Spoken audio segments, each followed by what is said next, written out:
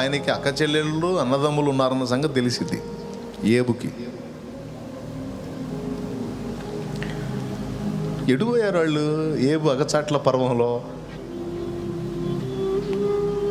ఏబు ఘోరమైన శ్రమల్ని ఎదుర్కొంటున్నప్పుడు వీళ్ళందరూ ఎడిపోయారు.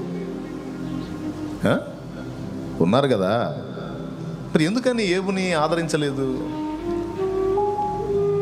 ఏబుని దేవుడు మళ్ళా దర్శించి రెండంతల ఆశీర్వాదాన్ని ఇచ్చిన తర్వాత మళ్ళా లైన్లోకి వచ్చారు.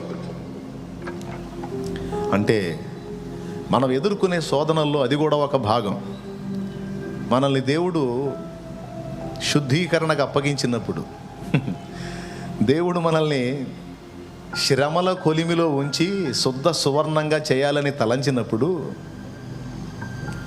పరిస్థితులు ప్రతికూలించడమే కాదు, ఆదరించే ఆత్మీయుల్ని సైతం దూరం చేసే ప్రక్రియ అనుమతించబడిద్ది అనేది